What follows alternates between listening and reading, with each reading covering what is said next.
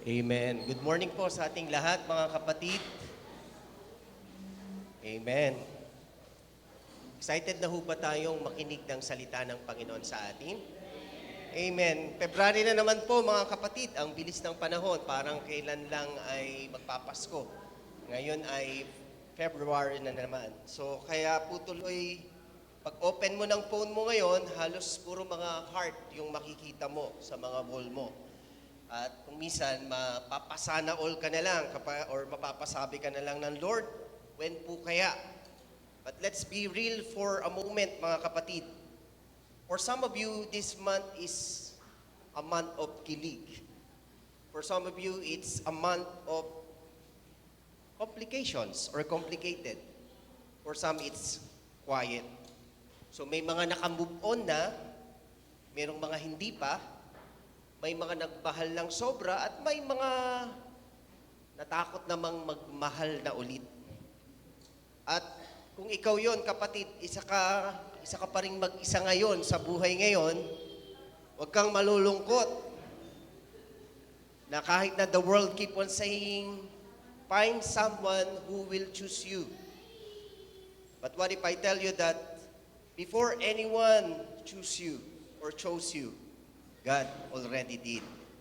So hindi ka late, hindi ka kulang, at lalong hindi ka behind sa love story mo. Because God demonstrated to you, He demonstrated His love to you already through this breath that you have right now. Amen? Kaya nga, ang saya at ang sarap bawat umaga kasi dahil sa grace at dahil sa pag-ibig ng Panginoon, hinaharap natin yung bawat umaga ng punong-puno ng pag-asa. Amen? So today, we're not just be talking about boyfriend or girlfriend love, but we're gonna be talking about the kind of love na hindi, yung bang kind of love na hindi natin basta-basta namamalayan, the kind of love na pwedeng napapabayaan na natin sa buhay. So disclaimer lang po, mga kapatid, dahil today we're not really gonna celebrate Valentine's. Because Christians, alam niyo po ba, Christians don't really celebrate Valentine's Day? Because tracing it back from the roots, Valentine's Day expresses something with pagan roots na merong worldly definition ng love. Nakadalasan, it is related to lust at hindi po sa love. And so why do we still need to study this? Because we need to reclaim the real author and the real actor of the greatest love of all. So kung meron po talagang mas nakakaunawa ng araw ng mga puso, ng simbolo ng pag-ibig, tayo dapat yon, mga kapatid. Because if we don't define love biblically, the world will define it for us. And for sure, we will regret it soon if we allow it to happen. At importante po ito dahil to misunderstand love is to misrepresent Christ. Para naman po we can correctly celebrate not the Valentine's, but the Heart's Day that honors marriage, the Heart's Day that celebrates friendship and family, and the Heart's Day that talks about God's definition of love. So welcome po to the episode 4 of the Sayang of Life, which is the sayang of love. Ano nga ba yung mga regrets ng pag-ibig? Para naman bilang Kristiyano, we can realign and we can redefine love. Now, what we are about to learn this morning is not really the usual talk about love. Hindi siya yung pangkaraniwang pinag-uusapan tungkol sa pag-ibig. Kaya mas nangangailangan po tayo ng mas malalim na pangunawa at mas bukas na kaisipan dito. At mangyayari lamang po yun at ma-achieve lang po natin yun kung sasamahan po tayo ng banal na Espiritu Santo. Amen? So humingi po tayo ng katalinuhan habang pinag-uusapan po natin at binabalikan po natin ang mga paalala ng Panginoon sa atin. Let's all bow our heads. Oh God, we come to you this morning, Panginoon. Lord, we thank you for allowing us to be in this place safe. Salamat po sa iyong pag-iingat na maluwalhati ho kaming nakarating sa aming gawain sa umagang ito. And Lord, we once again want to thank you. Salamat po sa pagkakataong ito. That as we talk about love today, turuan mo po kaming magmahal ng tama ayon sa iyong pagtingin at ayon sa iyong pagtangi sa amin. Buksan mo po yung aming mga puso at isip at tanggalin mo po ang mga maling paniniwala na meron dito. At ipaalala mo po sa amin ang tunay naming halaga sa iyo. Speak to us today. Speak to us, Holy Spirit. Speak to us, our God the Father. Lord, ito po ang aming panalangin at hiling. In the name of our Jesus Christ, our Savior, we pray. Amen. Amen. Praise God. Praise God. Amen.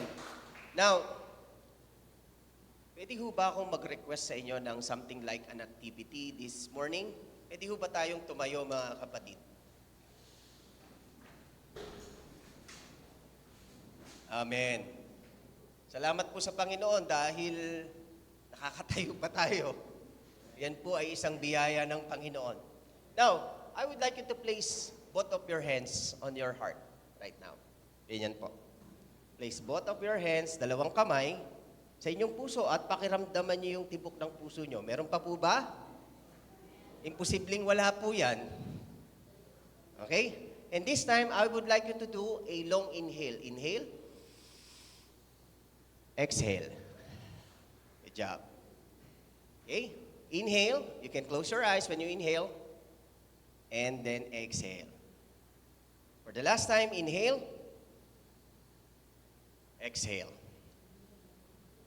Now, I would like you to look at the screen. Aside from Jesus, aside from God, in 5 seconds, can you think of the first 3 names? First 3 names that you love. Go.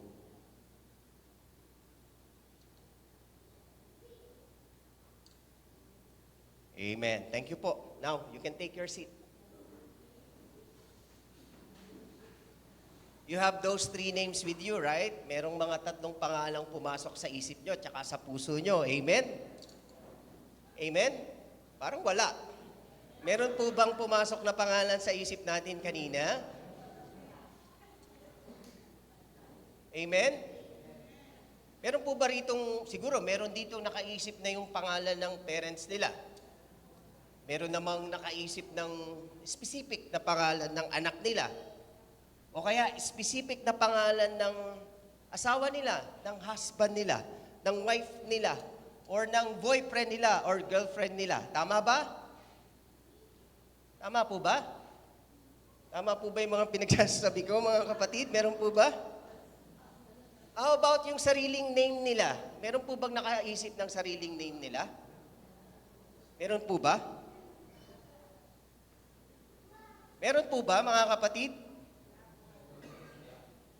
Interesting, right?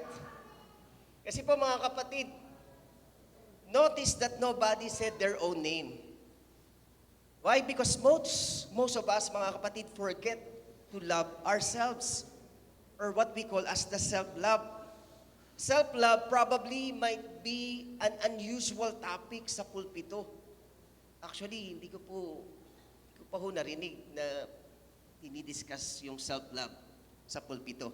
Para bang awkward topic. Kaya ang tanong, why kaya is self-love feels awkward to preach in the church? Bakit kaya medyo awkward i-share ang self-love sa sermon sa church? Well, real talk lang po, mga kapatid. Medyo awkward po talaga minsan pag naririnig natin yung self-love sa church. Kasi akala po ng iba, self-love is equals to selfishness. Pero hindi po. Self-love is not equal to selfishness. Kasi karamihan po kasi sa atin, lumaki kasi tayo sa teachings na unahin ng iba, magpakumbaba, i-deny ang sarili. So kapag sinabi ang self-love, iniisip ka agad ng iba, teka, self-love. Hindi ba pride yan? Self-love, hindi ba yan kontra sa Bible? Pero malinaw pong sinabi sa Bible, Mark chapter 12, verse 31, love your neighbor as yourself. Ibig sabihin, ina-assume ni Jesus na may healthy love ka sa sarili mo. Take note mga kapatid, Jesus didn't say, love your neighbor instead of yourself. But He said, love your neighbor as yourself. So meaning, self-love is not pride. If you hate yourself, you'll accept disrespect as love. Ulitin ko po yung point na yon, mga kapatid. If you hate yourself, you'll accept disrespect as love. So bakit ko nasabi yon? Kasi po, lalo na sa Gen Z, sa Gen Z natin ngayon, that low self-worth will make you overcommit to people who are under-deliver. Kapag mababa ang tingin mo sa sarili mo, minsan kahit bare minimum, feeling mo, sobra na. Kasi kapag hindi mo alam ang worth mo, kahit mali na ang trato sa'yo, minsan, i-justify mo pa. Minsan kasi hindi naman natin kailangan directly sabihin na, I hate myself, hindi ko gusto yung sarili ko, naiinis ako sa sarili ko, I hate myself. Pero makikita yon through our actions eh. Yung bang, inaayaan mo na lang na sigawan ka, tinatanggap mo na lang na ma-ignore ka, pinapalampas mo na lang, even kahit niloloko ka. Sinasabi mong okay ka lang, at least may nagmamahal sa'yo. Pero real talk mga kapatid, hindi lahat ng attention ay love. Hindi lahat ng effort ay respect. Hindi lahat ng kilig ay healthy. Minsan, tinatanggap natin ang disrespect kasi pilin natin, yun lang yung deserve natin eh. Pero tandaan mo kapatid, ang value mo hindi galing sa kung sino ang pumili sa'yo. Galing yan sa Diyos na unang pumili sa'yo. So kapag alam mo ang worth mo sa Diyos, hindi ka magsasettle sa treatment na below your worth. Kaya kung hindi mo mahal ang sarili mo the right way, pwedeng tanggapin mo yung maling love bilang tama. Amen? So ang isa pa po sa mga nakikita kong problema sa bago ngayon is that about self-love is na-hijack na ng culture ang meaning ng self-love. Culture has taken over and distorted what self-love was originally meant to be. Inagaw or kinuha na ng kultura yung dapat sanang tunay na meaning ng self-love. Amen? Di ba naririnig natin yung pangontra nila about self-love? The first commandment of God is to love God above all. Tapos naririnig din natin sa church, the first commandment of Satan is to what? Love yourself above all. Literally, dumating sa point na nautakan tayo ni Satanas na para bang makademonyo na yung pagtingin natin sa paglikha ng Diyos sa sariling buhay natin. Culture has taken over and distorted what self-love was originally meant to be. Actually, it was not just simply taken eh. Katulad nung sitwasyon na yun, it was redirected for a different agenda. Kaya the original meaning of self-love has been changed. Kasi kung titingin ka sa bago ngayon, the culture of bago ngayon says, love yourself by making yourself the center. At yan evidently according to the TikTok version. Samantalang dapat sana what the Bible says is, that is to love yourself because God already loved you and God is still as being the center of our lives. Yan ay according to the original version, which is the Bible version. Kaya ang self-love without God, it becomes self-idolatry. Kaya parang pag hindi mo naunawaan ito ng gusto bilang Kristiyano, at mas marami ka pang time magbuklat ng social media kaysa sa Bible mo, mag-ingat ka kapatid dahil baka ang self-love mo hindi Bible version, kung hindi TikTok version. Amen? So ano pa po ang nakikita nating problema ngayon sa misrepresentation ng self-love sa church? Sanay tayo sa sacrifice ng mga teachings, pero honestly, kulang tayo sa mga teachings about identity. Church teaches sacrifice. At tama po yun, at maganda po yun. Kaya lang, kung minsan kulang po tayo sa identity, about sa identity. So ano pong ibig ko sabihin? It means we're used to sermons like giving, adjusting, enduring, sacrificing for others. But we don't fully understand who we are and what we are worth. Kasi po, sacrifice without identity, it leads to self-destruction. If you don't know who you are, you will sacrifice just to be accepted. Yes, si Jesus po, He sacrificed. But He never lacked identity. Kaya po, before the cross, God said, "This is my beloved Son." Identity came first, then sacrifice came after. Nangyari po ito through the baptism of Jesus from the book of Matthew. Right? Chapter 3, verse 13 to 17. Kaya kapag kulang ang identity mo, sacrifice becomes survival, not love. Ito po ang dahilan, lalong-lalo na sa mga kabataan. Kaya po maraming paalala sa atin yung mga nakatatanda, kung pwedeng hindi muna agad ipasok ang ating mga sarili sa relasyon sa iba. Lalo't-lalo na hanggat hindi mo pa talaga alam ng lubos ang value mo sa Panginoon. Kasi kapag nasaktan ka, wala kang ibang sisisihin kundi ang sarili mo. Pero kung alam mo yung value mo sa Panginoon, no one can step on you. Not even Satan can destroy you. Amen?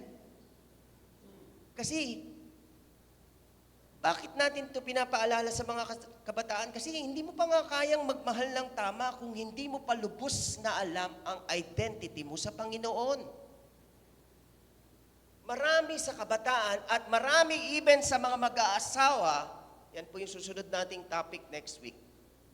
Pilit nating inahanap ang kabuuan natin bilang tao sa kabiyak natin or sa boyfriend natin or sa girlfriend natin.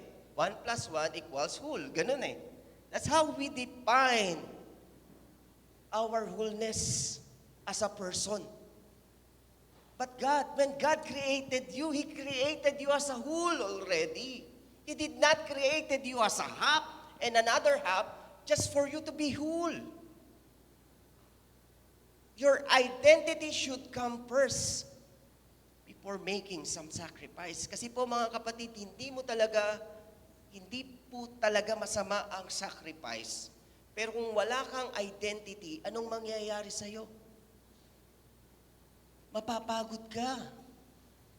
Pag wala kang identity, kung hindi mo alam kung ano yung value mo sa Panginoon, pag nakipagrelasyon ka, anong mangyayari sa'yo?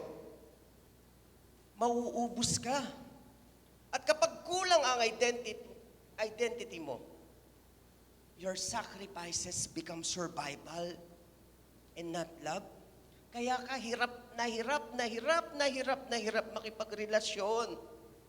Kasi survival lang pinapairal mo. Kaya may tamang edad sa paglalagay sa relasyon, may tamang edad sa paglalagay sa pag-aasawa. Kasi una mong kinikilala ang value mo based sa naglikha sa'yo. Dahil kapag hindi ka pa sigurado at hindi ka pa kumpleto, pipilitin mong hanapin ang value mo sa kapartner mo. At mahirap yon. Surviving relationship ang mangyayari sa inyo. Away dito, bati doon. Away dito, bati doon. Okay lang kung nag-grow pa konti-konti. What if 10 years ng mag-asawa, cycle pa rin yung problema? 20 years ng mag-asawa, cycle pa rin yung problema. 30 years ng problema, cycle pa rin ang problema. It's because you were trying to find your identity from the human person na kaparehas mo lang rin. Yun yung kahalagahan. Bakit napaka-importante ng personal na relasyon sa Panginoon. And right now, mga kapatid, today is the month of love, right? Have you ever checked your relationship with God? Ano kayang klaseng status ang meron tayo ngayon? Ano kayang klasong relationship status ang meron tayo sa Panginoon? Kasi kapag kulang ang identity mo, mahirap, kapatid. Amen? Ano pa po yung isa ko sa mga nakikitang dahilan? Bakit kaya awkward na ituro ang self-love sa church? Awkward kasi tumatama sa totoong sugat. Medyo malalim. Alam niyo po, dito po sa loob ng church, I may be wrong, marami pong tahimik dito. Pero deep inside, merong self-hate. Pwedeng they are worshiping, pwedeng they are singing, but deep within, they are battling with self-hate. Meron din po dito, for sure, they are serving. They are playing the instrument, they are singing, but they are secretly insecure about themselves. Tignan mo yung katabi mo. Umiti ba? O pwedeng umingiti yan, but deep within, baka merong dalang regrets yan sa kaloob-looban niya. Alam niyo po mga kapatid, what I realized that when you preach about identity, about the word of loving yourself the right way, it touches past rejections, failed relationship, family wounds like broken families, comparisons of yourselves to others, even the guilt from your past mistakes. That's why it feels awkward. Kasi tinatamaan yung part ng puso mo, tinatamaan ang part ng puso mo na matagal mo nang tinatago. And right now, mga kapatid, I believe the message doesn't just inform your mind. Instead, it is confronting your hidden pain. And sometimes, healing begins where it hurts. Minsan nakala mo, uncomfortable pag-usapan dahil mali yung message or mali yung sermon, pero uncomfortable ka kasi dahil tama ang tinatamaan. Dahil merong tinatamaan from within. Kaya kung masakit pakinggan, baka dun mo kailangan ng healing, kapatid. Alam niyo po, ang biblical version of self-love ay hindi yabang, kundi po pag-ayon ito sa kung paano kang minahal ng Diyos. Sabi ho sa Psalms 139 verse 14, I am fearfully and wonderfully made. Kaya hindi ka aksidente, hindi ka extra, hindi ka filler sa mundo. Hindi totoong wala kang kwenta. Kasi pinag-isipan ka talaga ng Diyos nung ginawa ka niya. At bago ka pa man i-criticize ng mundo, i-declare na ng Panginoon that you are wonderful. Amen? Kaya ang biblical version of self-love ay hindi yabang, kundi pag-ayon ito sa kung paano kang nilikha ng Diyos. Ephesians 2:10. For we are God's handiwork, created in Christ Jesus to do good works which God prepared in advance for us to do. Tayo po ay obra ng Diyos. Hindi lang po tayo basta tao, kundi artwork po tayo ng Diyos. Hindi ka product ng aksidente, hindi ka resulta ng random events. You were created in Christ with intentions. Alam niyo ho, nung lumalaki ako at nagkakaisip ako, I came to a point na kahit Kristiyano ako, I felt like unwanted child ako. Kasi ho, bunga ho ako ng pagkabuntis out from the wedding. Pagka-graduate ho ng nanay at tatay ko, tama po ba, Uncle Eddie? Nabuntis ka agad yung nanay ko. So, pinanganak ho ako ng hindi sila handa. And right after a year, pinanganak ka agad yung kasunod ko, yung kapatid kong babae. And so, sa hindi inaasahang pagkakataon, sobrang gifted nitong kapatid kong babae. Lalong-lalo na academically. Kaya nung time na nagkakaisip ako, siya, valedictorian, salutatorian. Ako, minsan section 2, minsan section 1, pero nasa lower portion. Dumating ako sa point na para bang hindi ko kayang magsalita. Kaya nung bata po ako, dumating ako sa point na parang bulol ako eh. Kasi parang natatakot akong magsalita dahil nakapaligid ay mga taong pwedeng mas nakakaintindi sa kaya kong sabihin. Pero nung tinanggap ko po ng buong buo yung Panginoon sa puso ko, doon ko na-realize, hindi pala ako bunga ng aksidente. Meron palang plano yung Panginoon sa akin. Meron palang pangarap yung Panginoon sa akin.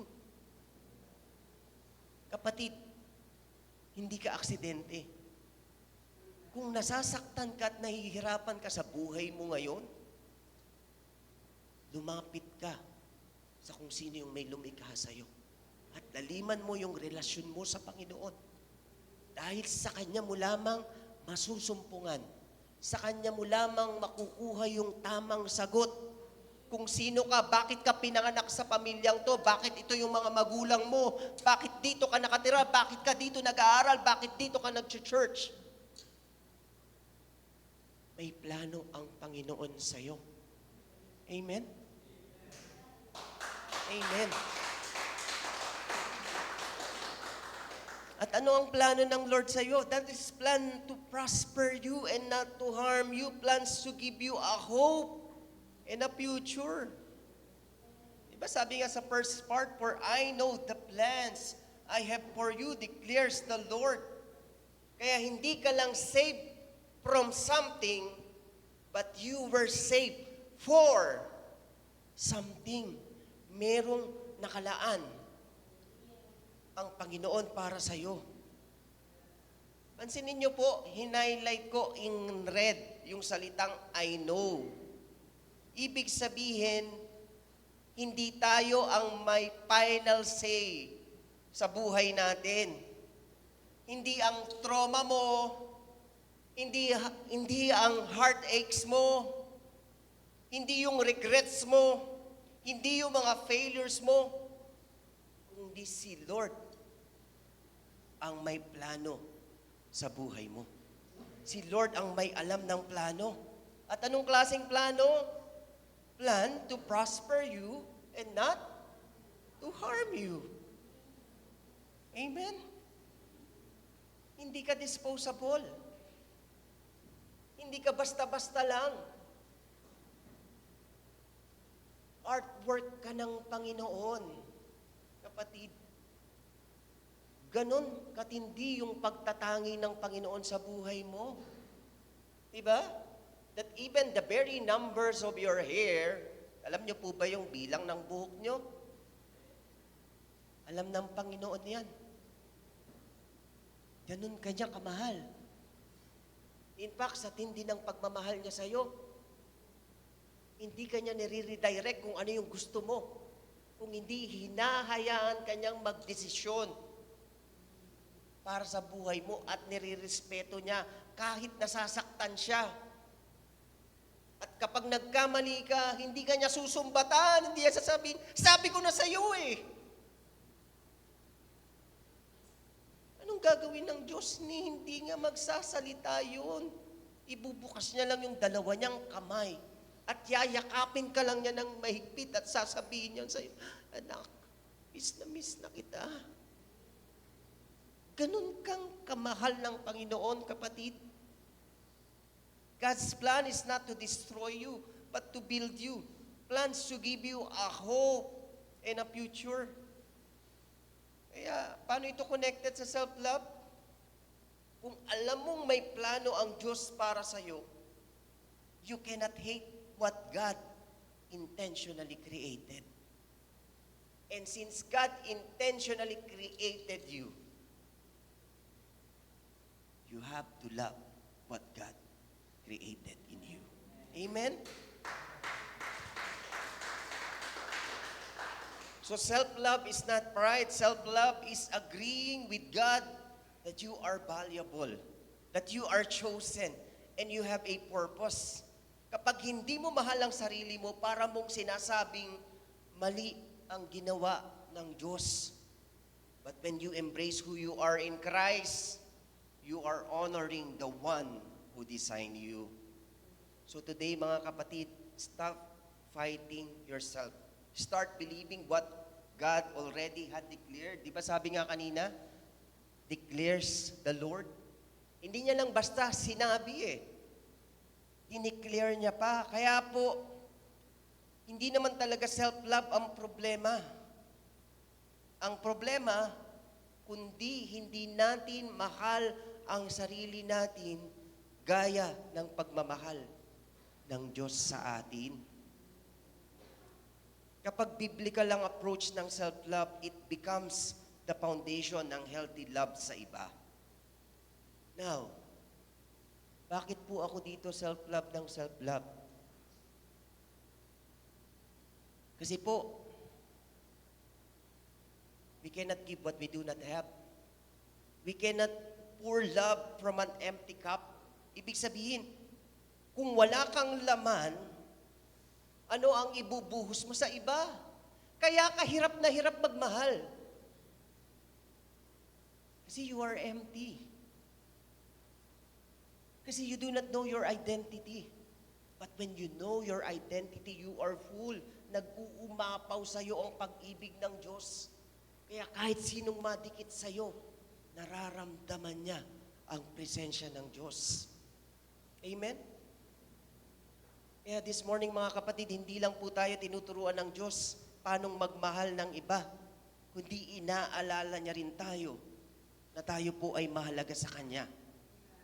Some of you might have loved too much. Some of you might have stayed too long. Some of you might have broke themselves just to keep someone.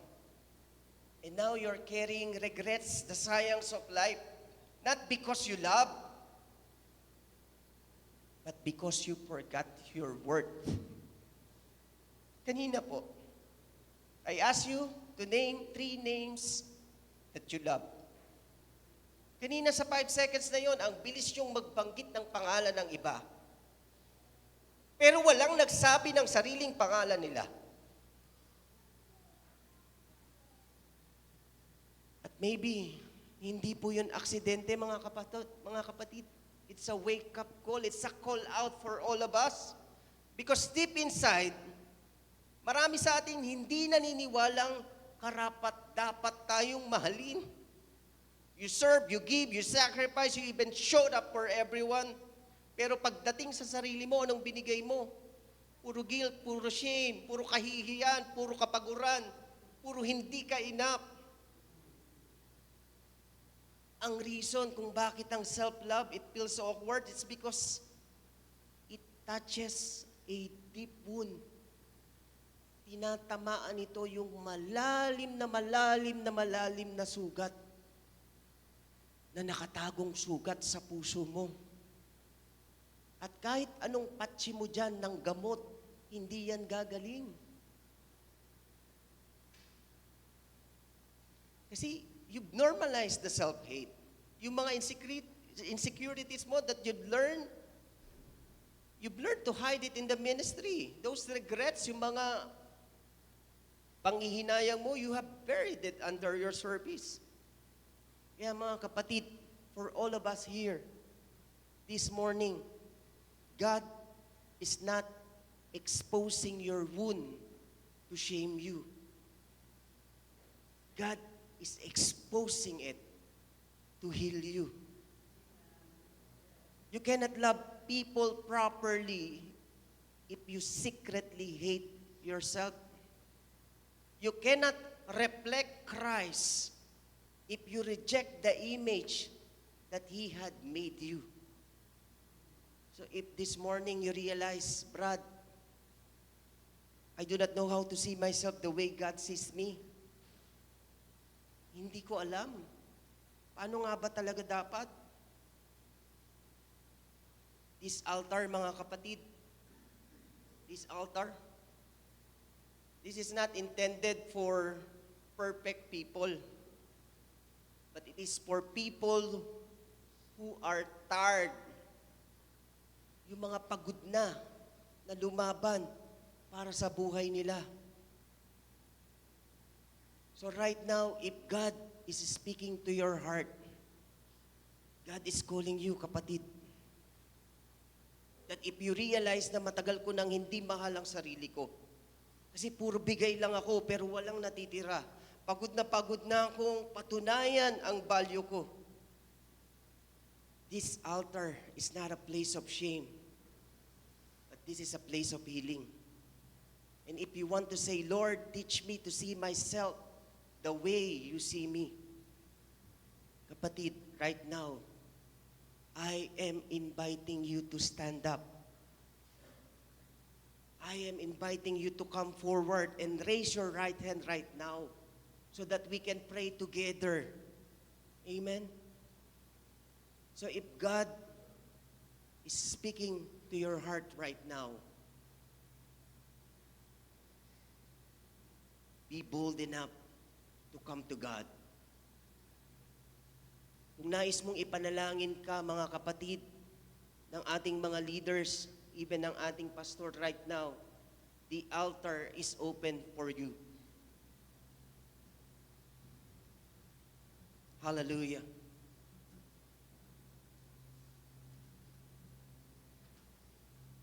Oh God, we come to you and we invite your Holy Spirit. Mangusap ka po sa amin so that we can be able to lucidly feel and see your personal message to us this morning. Because not unless so, God, hindi po namin kayang intindihin ang lahat. You could see the very heart of my brothers and sisters right now, Panginoon. Especially the young people right now who are still trying to form themselves and to discover themselves and their identities. Kung nahirapan kami nung panahon namin, mas mahirap po yung panahon nila ngayon, Panginoon, especially through the exposure of technology, through the proliferation of technology, Panginoon. Napakalaki po ng pressure sa kanila to find their own identity and their own value. Kaya, Panginoon, sa mga sandaling ito, buksan mo po ang pintuan ng kalangitan at mangusap ka sa mga puso ng mga kapatid na ito. Sapagkat ikaw lamang po yung higit na nakakakilala sa bawat isa sa amin dito. And we cannot hide anything from you. Alam mo lahat, batid mo lahat, Panginoon, ang nangyayari sa buhay namin. That even our past, even our future, Panginoon, batid mo lahat. And so right now, Lord, inaaniyahan ko pong lahat na tumayo, mga kapatid.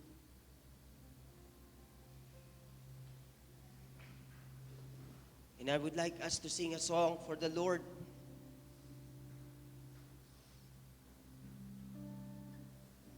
Mahal ka namin, Panginoon, at patuloy kami nagpapasalamat sa iyo. sa kahiwagaan ng iyong kapangyarihan, that even sa dinami-dami namin dito sa mundo, kilalang kilala mo po ang bawat isa sa amin. Our names, our secrets, our pains, our burdens, and even our hurts. Pagalingin mo po kami sa umagang ito, Panginoon.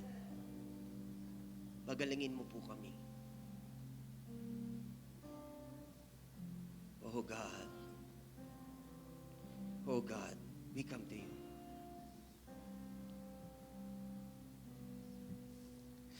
Puso ko'y iyong sinisiyasat. Buhay ko'y iyong alam. Ang lahat kong lihim, O Yahweh, ay tiyak mo ngang nalalaman. Ang lahat ng aking ginagawa sa'yo ay hindi lingi. Ang lahat kong lihim, O Yahweh, ay tiyak mo ngang nababati. Salamat, Panginoon, kilala mo ako. Ang lahat ng bagay ay lilingid sa'yo. Salamat, Panginoon, tinutuwid mo ako. Ikaw lang ang may alam ng aking patutunguhan. Salamat sa iyo, Panginoon.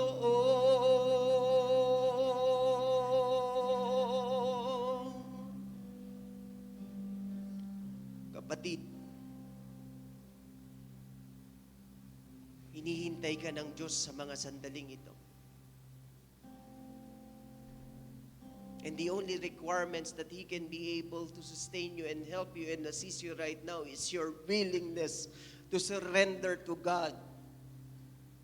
Yung handa kang sumuko at magsabi, Lord, nahihirapan na po ako. Lord, hindi po ako gumagaling sa sakit na ito. It keeps on hunting me back. Palagi ko po siyang naalala. It always remind me and undervalue myself because of this pain that I had from my past. God would like to heal you right now, kapatid. The only thing that you need to do is your willingness to say, God, I need you. And we can show it right now by raising our hands, by raising our right hands and say, God, kailangan ka po namin. We need you right now, Lord. Oh God, we come to you, Lord Jesus. Lord, you could see those hands. Nakikita mo po yung mga kamay na nakataas na yan. And you're the only one who can identify correctly, Panginoon, kung sino sila. And the best prayer right now for them, Panginoon, is the prayer that comes from their hearts. Kaya, Panginoon at mga kapatid, I would like you to pause for a moment of silence right now. At sabihin mo sa Panginoon, lahat. Sabihin mo sa Panginoon, na Panginoon, kailangan kita. Oh, God. Hallelujah. Lord, sa mga sandaling ito, dinadala ko po sa inyong harapan ang mga kamay na ito. At dinadala po namin sa inyong paanan ang mga bahagi ng puso namin, mga bahagi na napagod, mga portion ng puso namin na nasaktan, mga part ng puso namin na nakalimutan. Panginoon, patawarin mo po kami kung mas naniwala po kami to the point na mas naniwala kami sa boses ng mundo kaysa sa boses mo, Panginoon. At panalangin po namin to heal what love broke and to restore what rejections have stole in us, Panginoon. And remind us today na hindi kami aksidente. Kami ay mahal mo nung una pa lang. And from this day, Lord, we choose to love ourselves not with pride, but with grace. The grace na una pa man ay ibinigay mo na po sa amin. Salamat, Panginoon, because through this season of love, pwede naming maalala at mapalahanan at masalamin ang aming mga sarili kung ano po yung nakakaligtaan namin bilang mga likha mo, bilang mga anak mo, Panginoon. The value of ourselves and the value on how you look on us right now. Salamat po, Panginoon. Salamat po. Puso ko'y iyong sinisiyasa, buhay ko'y iyong alam, ang lahat kong lihim, O Yahweh, ay tiyak mo ngang nalalaman ang lahat ng aking ginagawa. Sa'yo ay hindi lingid ang lahat kong lihim, O Yahweh, ay tiyak mo ngang nababatid. Salamat, Panginoon, kilala mo ako. Ang lahat ng bagay ay dilingid sa'yo.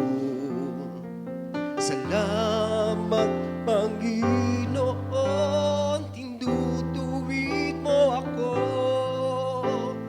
Ikaw lang ang may alam ng aking patutunguhan. Salamat sa'yo, Panginoon. Salamat, Panginoon, kilala mo ako. Ang lahat ng bagay ay dilingid sa'yo. Salamat, Panginoon, tinutuwid mo ako.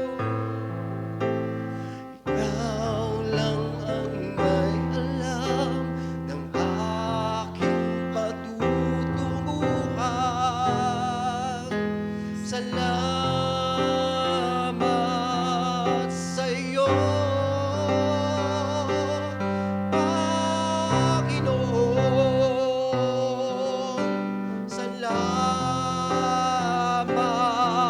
sa'yo, Panginoon. Salamat sa'yo,